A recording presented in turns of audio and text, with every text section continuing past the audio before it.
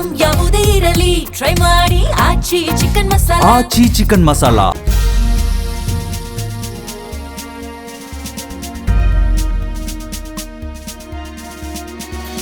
ವಿಶೇಷ ಕಾರ್ಯಕ್ರಮಕ್ಕೆ ಸ್ವಾಗತ. ನಾನು ಸಿಂಚನಾ. ನಿನ್ನೆ RCB ವರ್ಸಸ್ LSG ಮ್ಯಾಚ್ ಇತ್ತು. ತವರಲ್ಲಿ RCBಗೆ ಹ್ಯಾಟ್ರಿಕ್ ಜಯ ಸಿಕ್ಕಿದೆ. ರಸಿಕ್ ಹಾಗೂ ಭುವಿ ದಾಳಿಗೆ ಲಕ್ನೋ ಶಾಕ್ ಆಗಿ ಹೋಯಿತು. ಕಂಪ್ಲೀಟ್ಲಿ ಒನ್ ಸೈಡೆಡ್ ಮ್ಯಾಚ್ ನಿನ್ನೆ. ಹಾಗೆ ಹುಷಾರಿರಲಿಲ್ಲ ಅಂದ್ರೂ ಕೂಡ ಕೊಹ್ಲಿ ಅವರು ಅಬ್ಬರಿಸಿದ್ರು. ಸೊ ಒಟ್ಟಾರೆ ನಿನ್ನೆ ಮ್ಯಾಚ್ ಆಸ್ ಎಕ್ಸ್ಪೆಕ್ಟೆಡ್ ನಮ್ಮ RCB ಭರ್ಜರಿಯಾಗಿ ಗೆದ್ದಿದೆ. ಮ್ಯಾಚ್ ಕೂಡ ಬೇಗನೆ ಮುಗಿಸಿದ್ರು ನಮ್ಮ RCB ಬಾಯ್ಸ್. ಈ ಎಲ್ಲದರ ಬಗ್ಗೆ ಇವತ್ತು ಮಾತಾಡೋಣ. ಇದೇ ಹೊತ್ತಿನ ವಿಶೇಷ IPL ಕಿಕ್.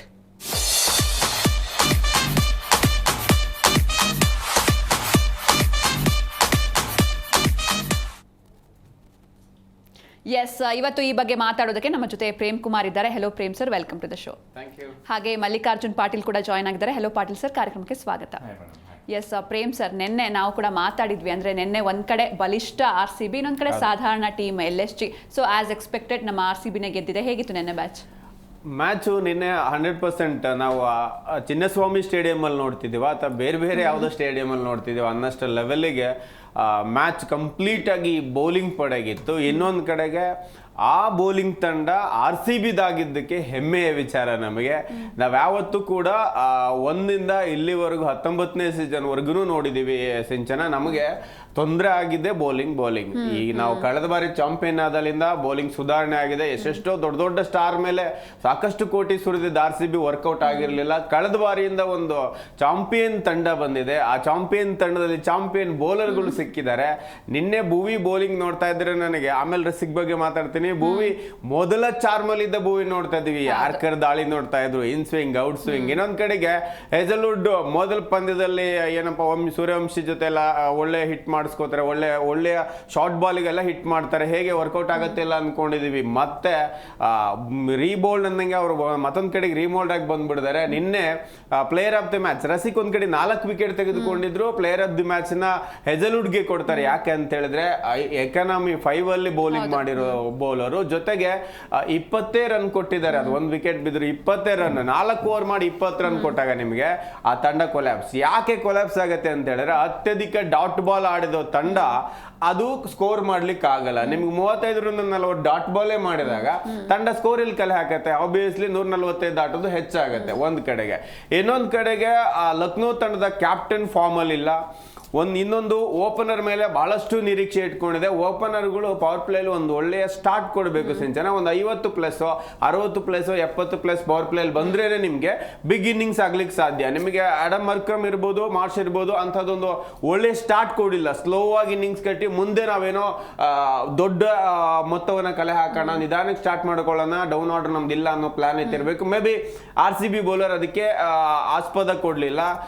ನಿಮ್ಗೆ ಒಳ್ಳೆಯ ಸ್ಲೋವರ್ ಎಂತ ಹೇಳಿದ್ರೆ ಸ್ಪಿನ್ ಬೌಲರ್ ಸಮೇತ ಹಾಕಕ್ಕಾಗಲ್ಲ ಅಂತ ಬೌಲರ್ನ ಹಾಕಿ ನಿನ್ನೆ ಮಕ್ರಮ್ನ ಬೋಲ್ಡ್ ಮಾಡ್ತಾರೆ. ಅಷ್ಟೊಂದು ಫೇಸ್ ಅಲ್ಲಿ ವೇರಿ ಮಾಡ್ತಾರೆ. ಅದನ್ನ ತುಂಬಾ ಚೆನ್ನಾಗಿ ನೋಡಿದೀವಿ. ಜೊತೆಗೆ ನಿಮ್ಗೆ ಒಂದು ಬ್ಯಾಟಿಂಗ್ ಲೈನಪ್ ಬಂದಾಗ ಇದಕ್ಕೆ LSGಗೆ ನಿಮ್ಗೆ ಪೂರನ್ ಮೇಲೆ ಬಹಳ ದೊಡ್ಡ ನಂಬಿಕೆ ಇಟ್ಕೊಂಡಿದ್ರು. ಫಾರಿನ್ ಪ್ಲೇಯರ್ ಮೇಲೆ ಬಹಳ ದೊಡ್ಡ ನಂಬಿಕೆ.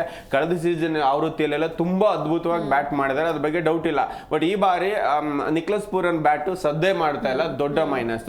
ಜೊತೆಗೆ ಒಂದ್ ಮ್ಯಾಚ್ ಆಡಿದ್ರೆ ಒಂದ್ ಮ್ಯಾಚ್ ಆಡಕ್ ಆಗ್ತಿಲ್ಲ. ನಿನ್ನೆ ಮೊಣಕೈಗೆ ಇಲ್ಲದ ಶಾಟ್ ಹೊಡೆಯಕ್ ಹೋಗ್ತಾರೆ, ಮೊಣಕೈಗೆ ಎಟ್ ತಿಂತಾರೆ. ಹೆಜಲ್ವುಡ್ ಬಾಲ್ ಅಲ್ಲಿ ಹೊರಗೆ ಹೋಗ್ತಾರೆ, ಮತ್ತೊಳಗೆ ಬಂದ್ರು 6 ಬಾಲಿಗೆ ಅದಷ್ಟೇ ರನ್ ಹೊಡೆದಿರೋದು. ಹಾಗಾಗಿ ಅವ್ರದ್ದು ಕಾಂಟ್ರಿಬ್ಯೂಷನ್. ಇಲ್ಲಿ ಬದೋನಿ ಒಬ್ರು ಮಾತ್ರ ಒಂದ್ ಸ್ವಲ್ಪ ಪಾಟೀಲ್ ಸ್ಟೈಲ್ ಅಲ್ಲಿ ಹೇಳಿದಾರೆ, ಮರ್ಯಾದೆ ಉಳಿಸ್ತಾ ಇದ್ದಾರೆ. ಆ ಒಂದು ಸ್ಥಾನವನ್ನು ಹೊರತುಪಡಿಸಿದ್ರೆ ನಿಮಗೆ ಉಳಿದಂತ ಯಾವ ಪ್ಲೇಯರು ಆಡ್ತಾ ಇಲ್ಲ. ಹಾಗಾಗಿ ಕಂಪ್ಲೀಟ್ಲಿ ನಿಮಗೆ ತಂಡದ ಮೊತ್ತ ಗೆಲ್ಲಿಗೆ ಬರಕ್ ಹೋಗುತ್ತೆ. ಒಂದು ಶಾನ್ಮಾರ್ ಸ್ವಲ್ಪ ಆಡ್ಲಿಲ್ಲ, ಬದೋನಿ ಆಡ್ಲಿಲ್ಲ ಅಂತ ಹೇಳಿದ್ರೆ ತಂಡದ ಮೊತ್ತ ಅಲ್ಲಿವರೆಗೂ ಬರ್ತಾ ಇರ್ಲಿಲ್ಲ. ಹಾಗಾಗಿ ನನಗೆ ಬ್ಯಾಟಿಂಗ್ ವೈಫಲ್ಯ ತಂಡದಲ್ಲಿ ಎದ್ದು ಕಾಣಿಸ್ತಾ ಇದೆ. ಜೊತೆಗೆ RCB ಬೌಲಿಂಗ್ ಅಲ್ಲಿ ಮಿಂಚುತ್ತಾ ಇರೋದು ಈ ಬಾರಿ ಕಪ್ಪು ಮತ್ತೊಮ್ಮೆ ಡಿಪೆಂಡಿಂಗ್ ಚಾಂಪಿಯನ್ ಆಗ್ಲಿಕ್ಕೆ ವರದಾನ. ಜೊತೆಗೆ ಇನ್ನೊಂದು ಅಂತ ಹೇಳಿದ್ರೆ IPL ಇತಿಹಾಸದಲ್ಲಿ ಮೊದಲ ಬಾರಿಗೆ ಇಂಪ್ಯಾಕ್ಟ್ ಪ್ಲೇಯರ್ ಆಗಿ ವಿರಾಟ್ ಕೊಹ್ಲಿ ಕಾಣಿಸ್ಕೊಂಡಿದ್ದಾರೆ. ಇದು ದೊಡ್ಡ ಆಶ್ಚರ್ಯ. ಆದ್ರೂ ಕೂಡ ಅವ್ರ ಫಾರ್ಮ್ಗೆ ಏನ್ ತೊಂದರೆ ಆಗಿಲ್ಲ. ಜೊತೆಗೆ ನಾವು ಒಂದು ಮ್ಯಾಚ್ ಸೋತಿತ್ತು, ಆ ನಿರಾಸೆ ಆಗಿದ್ರು ಪರವಾಗಿಲ್ಲ.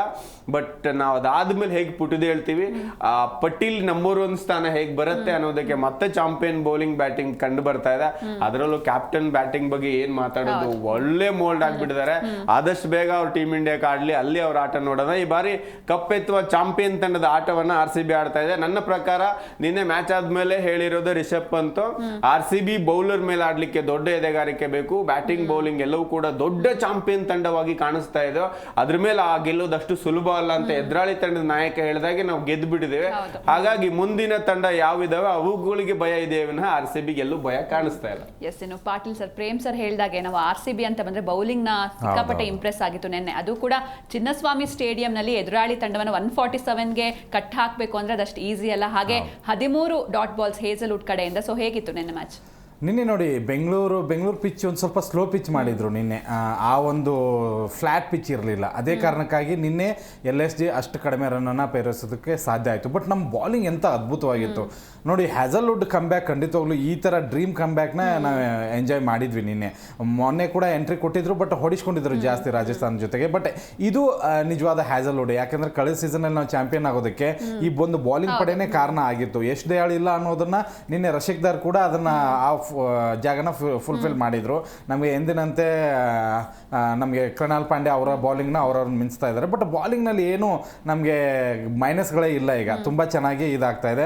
ಬಟ್ ಈಗ ನೋಡಿ 4 ಪಂದ್ಯಗಳಲ್ಲಿ ಪ್ರತಿ ಮ್ಯಾಚಲ್ಲೂ ಕೂಡ ನಾವು 200 ಮೇಲೆ ದಾಟಿದ್ರು ಕೂಡ ಇವರು ಕೂಡ 200 ಕೊಡು ಅಲ್ಲಿ ಲೆವೆಲ್ಗೆ ಬಂದಿತ್ತು ಬಾಲಿಂಗು. ಇವರು ಒಂದು ಸ್ವಲ್ಪ ಹೊಡಿಸ್ಕೊಳ್ತಾನೆ ಇದ್ರು. ಬಟ್ ಈ ಪಂದ್ಯದಲ್ಲಿ ಹೋಲಿಸ್ಕೊಂಡ್ರೆ ಖಂಡಿತವಾಗ್ಲೂ ಮತ್ತೆ ಕಂಬ್ಯಾಕ್ ಆಗಿದೆ ಅಂತ ಅನ್ಕೋತೀನಿ. ಇನ್ನು ನಿನ್ನೆ ಗೆಲುವಿಗೆ ಬಂದರೆ ನೋಡಿ, ಬೆಂಗಳೂರಿನಲ್ಲಿ ಹ್ಯಾಟ್ರಿಕ್ ಗೆಲುವು ಬೆಂಗಳೂರಿನಲ್ಲಿ. ಓಕೆ, ನಾವು ಈಗ ಮೊದಲು 2 ಗೆದ್ದಿದ್ವಿ, ಅದಾದ ನಂತರ ಒಂದು ಹ್ಯಾಟ್ರಿಕ್ ಗೆಲುವಾಗಿದೆ. ರಾಜಸ್ಥಾನ ಜೊತೆಗೆ ಒಂದು ಸೋತಿದ್ದೀವಿ, ಮತ್ತೆ ಮುಂಬೈ ಜೊತೆಗೆ ಮುಂಬೈಯಲ್ಲೇ ನಾವು ಗೆದ್ದಿದ್ದೀವಿ. ಈಗ ಅಂಕಪಟ್ಟಿಯಲ್ಲಿ ಅಗ್ರಸ್ಥಾನದಲ್ಲಿ ನಾವು ಮೆರಿತಾ ಇದ್ದೀವಿ. ಈಗ ಏನಂತಂದ್ರೆ RCBನ ನೋಡಿದ್ರೆ ಬಂದು 2 ಪಾಯಿಂಟ್ ಕೊಟ್ಟು ಹೋಗೋಣ ಅನ್ನೋ ಥರ ಎಲ್ಲರದು ಲೆಕ್ಕ ಆಗಿದೆ. ಬೇಡಪ್ಪ, ಅವ್ರದ್ದು ಭಾಳ ಸ್ಟ್ರಾಂಗ್ ಇದೆ, ಆಡಿದ್ರು ವೇಸ್ಟ್, ಸುಮ್ಮನೆ 2 ಪಾಯಿಂಟ್ ಕೊಡೋದು ಬೆಟ್ರು ಅಂತ. ಹಾಗೆ LSG ನಿನ್ನೆ ಕಾಣಿಸ್ತು. ನಾನು ನಿನ್ನೆನೇ ಹೇಳಿದ್ದೆ, ಅಕಸ್ಮಾತಾಗಿ ಬೆಂಗಳೂರು ಪಿಚ್ನಲ್ಲಿ ಟಾಸ್ ಏನಾದರೂ ಬೆಂಗಳೂರು ವಿನ್ ಆದರೆ 80% ನಾವು ಮ್ಯಾಚ್ ಗೆದ್ದಂಗೆ ಅಲ್ಲಿಗೆ ಅಂತ ಹೇಳಿ. ಅದೇ ಆಯಿತು ನೋಡಿ. ಆರಂಭದಲ್ಲಿ ಯಾವ ಥರ ದಾಳಿ ಮಾಡ್ತಾರೆ ಅಂತಂದ್ರೆ LSG ಎಲ್ಲೂ ಲೆಕ್ಕನೇ ಇಲ್ಲ ಅನ್ನೋ ಥರ. LSG ಓನರ್ ಅಲ್ಲಿ ಮೂಲೆಯಲ್ಲಿ ಕುತ್ಕೊಂಡು ಅಳ್ತಾ ಇದ್ದ, ಅಯ್ಯೋ ಏನಾಗ್ತಾ ಇದೆ ನನ್ನ ತಂಡಕ್ಕೆ ಅಂತ ಹೇಳಿ. ಓವರ್ ಕಾನ್ಫಿಡೆನ್ಸ್ ಖಂಡಿತವಾಗ್ಲೂ LSG ತಂಡಕ್ಕೆ ಇಲ್ಲ, ನಾವು ಹೊಡಿತೀವಿ ಅಂತ ಹೇಳಿ. ಬಟ್ ಆಟಗಾರನ ಕಟ್ಟಿ ಹಾಕಿದ ರೀತಿ ಇದೆಯಲ್ಲ RCB, ಅದು ತುಂಬಾ ಇಂಪ್ರೆಸಿವ್ ಆಗಿ ಮೂಡಿ ಬಂತು ನೋಡಿ. ಆರಂಭದಲ್ಲಿ ಪವರ್ ಪ್ಲೇನಲ್ಲಿ ಅಷ್ಟರ ಮಟ್ಟಿಗೆ ಡಾಟ್ ಬಾಲ್ಸ್ಗಳು ಬಂದಾಗಲೇ ಅವ್ರು ಸತ್ತೋದ್ರು. ಹ್ಯಾಸಲ್ವುಡ್ ಆ ಒಂದು ಕೆಲಸ ಮಾಡಿದ್ರು. ಇನ್ನು ಪ್ರೇಮ್ ಹೇಳ್ದಂಗೆ ನಮಗೆ ಭುವಿ ಎಂಥ ಬಾಲಿಂಗ್, ಔಟ್ ಸ್ವಿಂಗ್, ಇನ್ ಸ್ವಿಂಗ್, ಆ ಯಾರ್ಕರ್ಸ್ಗಳು ಅದನ್ನು ನೋಡೋದಕ್ಕೆ ಒಂಥರ ಚಂದ ಅನಿಸ್ತಾ ಇತ್ತು. ಏನಪ್ಪ ನಮ್ಮ ಬಾಲಿಂಗ ಇದು ಅಂತ ಅನಿಸ್ಬಿಡ್ತು ಒಂದೊಂದ್ಸರಿ. ನಾವು ಮುಂಚೆ ಎಲ್ಲ ಬಾಯಿಗೆ ಬರೆಸಿ ಗೆಲ್ತಿದ್ವಿ ಅಥವಾ ಬಾಲಿಂಗ್ನಲ್ಲಿ ಹೊಡಿಸ್ಕೊಳ್ತಾ ಇದ್ವಿ, ಇದೇ ಆಗ್ತಿತ್ತು. ನಮ್ಮ ಮನೆ ಬರನೇ 18 ವರ್ಷ ಇದನ್ನೇ ಅನುಭವಿಸಿದೀವಿ. ಬಟ್ ಈ 2 ವರ್ಷದಿಂದ ಹೇಗಾಗ್ತಾ ಇದೆ ಅಂತಂದ್ರೆ RCB ಬಾಲಿಂಗ್ ಅಂದ್ರೇನೆ ಹೆದರ್ಬೇಕು, ಆ ಲೆವೆಲ್ಗೆ ನಮ್ಮ ಬಾಲಿಂಗ್ ಇದೆ. ಇನ್ನು ಬ್ಯಾಟಿಂಗ್ ಬಗ್ಗೆ ಏನು ಹೇಳೋದು, ಯಾರನ್ನ ವಿಕೆಟ್ ತೆಗಿತೀರಾ ನೀವು? ಆರಂಭದಲ್ಲಿ ಸಾಲ್ಟ್ನ ತೆಗಿತೀರಾ, ಅಲ್ಲಿ ನಮಗೆ ರಜತ್ ಪಟೇದಾರ್ ಬರ್ತಾರೆ, ಪಡಿಕಲ್ ಬರ್ತಾರೆ, ಓಕೆ ಅವ್ರನ್ನೂ ವಿಕೆಟ್ ತೆಗಿತೀರಾ, ಓಕೆ ಕೊಹ್ಲಿನೂ ತೆಗಿತೀರಾ, ಅಲ್ಲಿ ಅವ್ರ ಅಪ್ಪ ಡೇವಿಡ್ ಬರ್ತಾರೆ, ಅವ್ನು ತೆಗಿತೀರಾ, ಅವ್ರಪ್ಪ ಇವನು ಬರ್ತಾನೆ, ಶೆಫರ್ಡ್ ಬರ್ತಾರೆ. ಇನ್ನೂ ನಮಗೆ ಕೃಣಾಲ್ ಪಾಂಡೆ ಬ್ಯಾಟಿಂಗಿಗೆ ಬಂದಿಲ್ಲ. ಹೆಂಗಿದೆ ಅಂದ್ರೆ ಬಲಿಷ್ಠ ಪಡೆ ನಮ್ದು, ಯಪ್ಪ ಇವ್ರನ್ನ ತೆಗಿಬಾರ್ದಪ್ಪ, ಇವ್ರಪ್ಪ ಬರ್ತಾನೆ ಅನ್ನುವಂಥ ಲೆವೆಲ್ಗೆ ಅವರು ಎದುರಾಳಿ ಬಂದ್ಬಿಟ್ಟಿದ್ದಾರೆ. ಅಷ್ಟರ ಮಟ್ಟಿಗೆ ಇಂಪ್ರೆಸಿವ್ ಬ್ಯಾಟಿಂಗ್, ಒಬ್ಬರ ನಂತರ ಒಬ್ಬರು ಬಲಾಡ್ರು. ನಿನ್ನೆ ಕೂಡ ಹಾಗೆ ಆಯಿತು. ಆರಂಭದಲ್ಲಿ ಸಾಲ್ಟ್ ವಿಕೆಟ್ ಹೋದರೂ ಕೂಡ ಅದನ್ನು ನಿಭಾಯಿಸ್ಕೊಂಡು ಬಂದಿದ್ದು ನಮಗೆ ವಿರಾಟ್ ಕೊಹ್ಲಿ ತುಂಬ ಅದ್ಭುತವಾಗಿ ಇನ್ನಿಂಗ್ಸನ್ನು ಆಡಿದ್ರು, ಬೌಂಡ್ರಿ 6ಗಳನ್ನು ಹೊಡೆದ್ರು.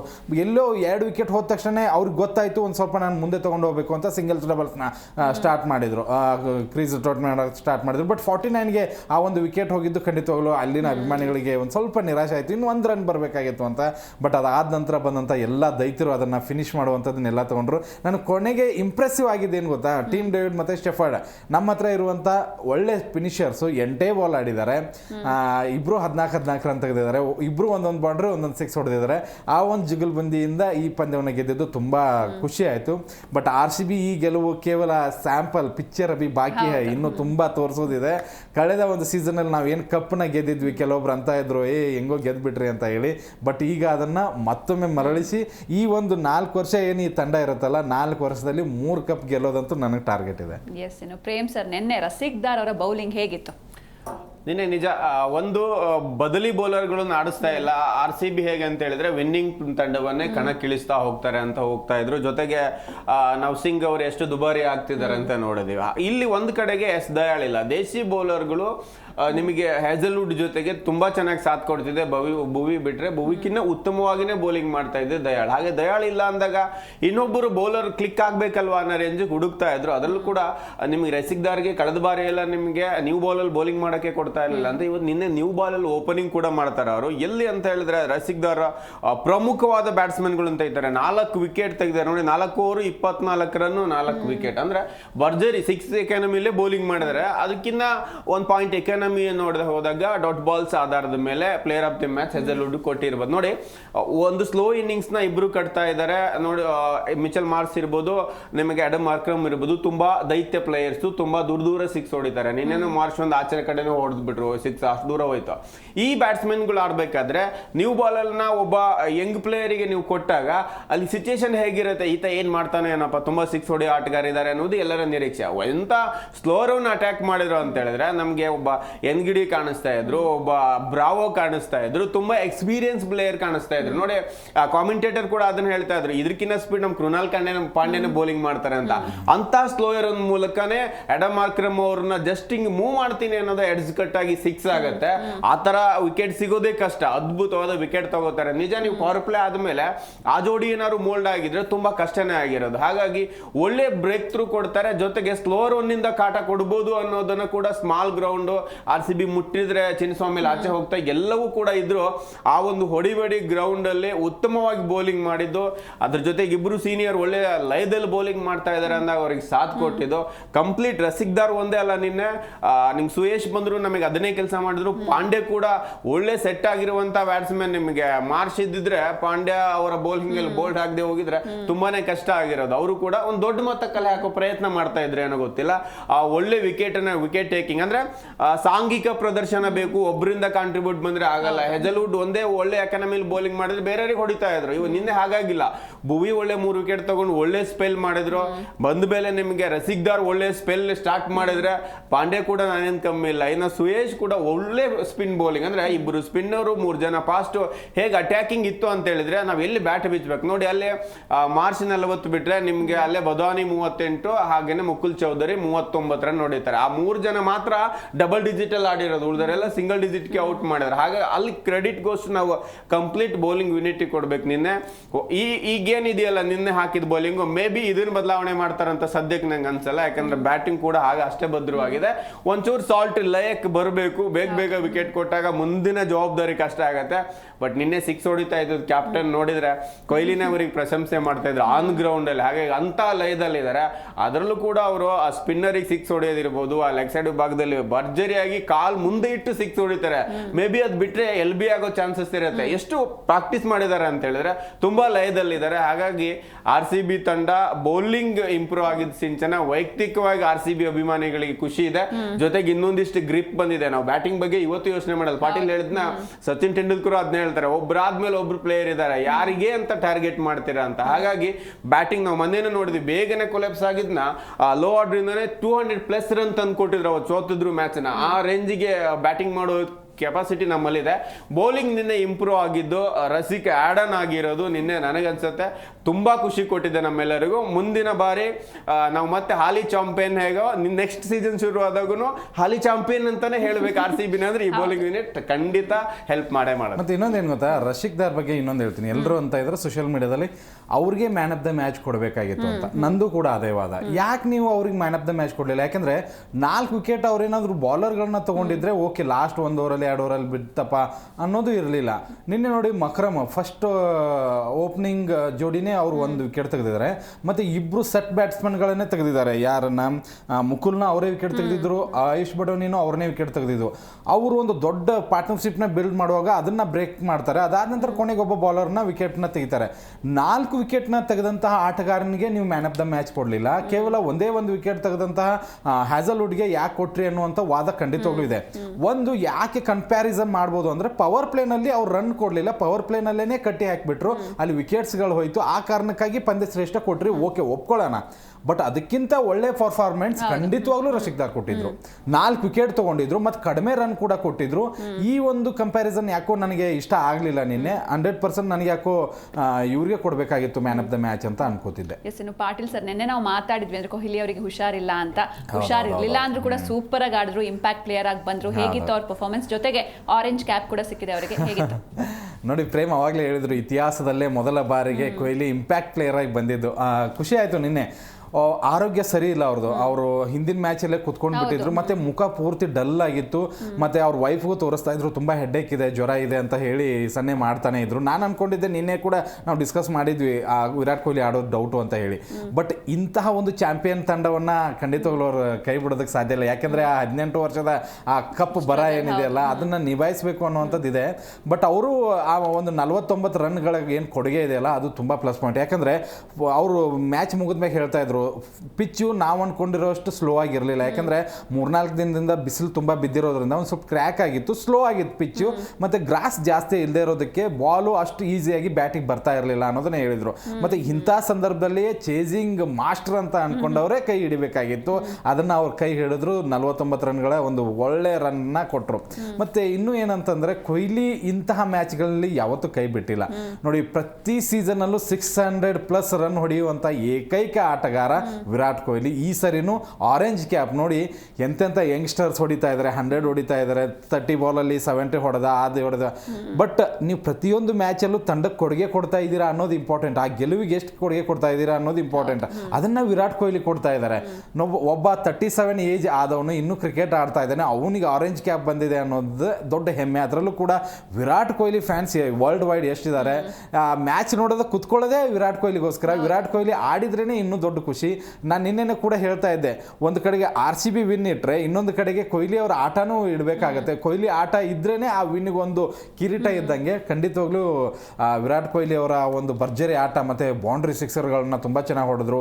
ಆಮೇಲೆ ವಿಕೆಟ್ ಬಿದ್ದ ತಕ್ಷಣ ಎಚ್ಚೆತ್ಕೊಂಡ್ರು, ಒಂದು ಸ್ವಲ್ಪ ಇಲ್ಲಿ ರನ್ನಿಂಗ್ ಬಿಟ್ವೀನ್ ದ ವಿಕೆಟ್ ಬೇಕು ಅಂತ ಹೇಳಿ ಅದನ್ನು ಮಾಡಿಕೊಂಡ್ರು. ಬಟ್ ಆ ಒಂದು ರನ್ ಸಿಗಲಿಲ್ಲ ಅನ್ನುವಂಥ ಬೇಜಾರು ಖಂಡಿತ ಆಗಲಿಲ್ಲ. ಅನುಷ್ಕಾ ಶರ್ಮಾ ಕೂಡ ಅಯ್ಯೋ ಏನಾಯಿತು ಅಂತ ಅಂದ್ಕೊಂಡಿದ್ರು. ಆ ಬ್ಯಾಡ್ ಶಾಟ್ ಇತ್ತು ಖಂಡಿತವಾಗ್ಲು. ಬಟ್ ಮುಂದಿನ ದಿನಗಳಲ್ಲಿ ಅವರ ಆರೋಗ್ಯ ಸುಧಾರಿಸಲಿ. ನಿನ್ನೆ ಅವರು ಇಂಟರ್ವ್ಯೂನೇ ಹೇಳ್ತಾ ಇದ್ರೆ, ನಾನು ನನ್ನ 100% ಕೊಟ್ಟಿಲ್ಲ ನಿನ್ನೆ ಅಂತ ಹೇಳಿ. 100% ಕೊಡದೇನೆ ವಿನ್ನಿಂಗ್ ಕರ್ಕೊಂಡು ಹೋದ್ರು. ಇನ್ನು 100% ಕೊಟ್ಟರೆ ಎಲ್ಲರೂ ಮಕ್ಕಡೆ ಮಲಗ್ತಾರೆ. ಈ ಒಂದು ಆಟ ಖಂಡಿತವಾಗ್ಲೂ ಹಿರಿಯರಂತ ಏನೇನಿದಾರಲ್ಲ IPL ಅಲ್ಲಿ ಅವ್ರಿಗೆಲ್ಲ ಒಂದು ಪಾಠ. ಅವರು ಕಲ್ಕೊಳ್ಳಿ ಬರಲಿ ಮುಂದಿನ ಪಂದ್ಯಕ್ಕೆ ಅಂತ ಹೇಳ್ತೀನಿ ಅಷ್ಟೇ. ಎಸ್, ಇನ್ನು ಪ್ರೇಮ್ ಸರ್, ಈಗ ಇನ್ನೊಂದು ಕಡೆ LSG ಅಂತ ಬಂದರೆ LSG ಬೌಲಿಂಗ್ ಹೇಗಿತ್ತು ನಿನ್ನೆ? LSG ಬೌಲಿಂಗ್ ಯೂನಿಟ್ ಅದು ಬ್ಯಾಟಿಂಗ್ ಮತ್ತೆ ಬೌಲರ್ಗಳನ್ನ ನಾವು ಆನ್ ಪೇಪರ್ ನೋಡೋದಾದ್ರೆ ಒಳ್ಳೆಯ ಲಯದಲ್ಲಿರೋ ಬ್ಯಾಟ್ಸ್ಮನ್ ಇದ್ದಾರೆ ಅಂತಾನೆ ಕಾಣಸಿಗತ್ತೆ. ಎಲ್ಲರೂ ಕೂಡ ಫಾರಿನ್ ಪ್ಲೇಯರ್ನ ನೆಚ್ಕೊಂಡಿದ್ದಾರೆ, 3 ಜನ ಸ್ಟಾರ್ ಫಾರಿನ್ ಪ್ಲೇಯರು.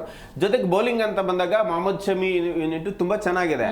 ಆದ್ರೆ ಕ್ಲಿಕ್ ಆಗ್ಬೇಕಲ್ಲ ನಿಮಗೆ. ಎಲ್ಲಿ ಪ್ರಿನ್ಸ್ ಒಳ್ಳೆ ಬೌಲಿಂಗ್ ಮಾಡ್ತಾರೆ, ಆದ್ರೆ ಎಲ್ಲಾ ಮ್ಯಾಚ್ಗಳಲ್ಲೂ ಒಬ್ಬರೇ ದಾಳಿ ಮಾಡೋಕ್ಕಾಗಲ್ಲ. ನಿನ್ನೆ ಮೊಹಮ್ಮದ್ ಶಮಿ ಎಕ್ಸ್ಪೀರಿಯನ್ಸ್ 3 ಓವರ್ಗೆ 30 ರನ್ ಕೊಡ್ತಾರೆ. ಅವರು ಬ್ಯಾಟಿಂಗ್ ಅಲ್ಲಂತೂ ಏನೋ ಡ್ಯಾಮೇಜ್ ಮಾಡ್ತಾರೆ ಅನ್ಕೊಂಡು ಯಾವ 6 ಹೊಡಿಲಿಲ್ಲ ಪಾಪ. ತಂಡದ ಮೊತ್ತ 50 ಆಗ ಕಾಣಿಕೆ ಕೊಟ್ಟೋದ್ರು. ಬ್ಯಾಟಿಂಗ್ ಅಲ್ಲಿ ಆಗಿಲ್ಲಪ್ಪ, ಬೌಲಿಂಗ್ ಅಲ್ಲಿ ಏನೋ ಮಾಡ್ತಾರೆ ಶಮಿ ಅನ್ಕೊಂಡಿವಿ. ಬಟ್ ನಿನ್ನೆ ಕೂಡ RCB ಅಂಗಳದಲ್ಲಿ ಅವ್ರಿಗೆ ಏನೂ ಮಾಡ್ಲಿಕ್ಕೆ ಆಗ್ಲಿಲ್ಲ. ಇನ್ನೊಂದ್ ಕಡೆಗೆ ನಮಗೆ ಅವಿಶ್ ಖಾನ್ 2 ವಿಕೆಟ್ ತೆಗೆದಿರಬಹುದು, ಬಟ್ ಅವಿಶ್ ಖಾನ್ ಇಂದ ದುಬಾರಿ ರನ್ ಬರುತ್ತೆ ನಿಮಗೆ. ಅವರು ನೋಡಿ ಒಂದು ಎಕಾನಮಿಲ್ ಬೌಲಿಂಗ್ ಮಾಡುವಂತ ಬೌಲರ್ ಅಲ್ಲ. ನಿಮ್ಗೆ ಅದನ್ನು ಹೊರತುಪಡಿಸಿದ್ರೆ ಯಾರು ಕೂಡ ನಿಮ್ಗೆ ಒಳ್ಳೆ ಬೌಲರ್ ಸಿಗಲ್ಲ ನಿಮಗೆ ಇಲ್ಲಿ.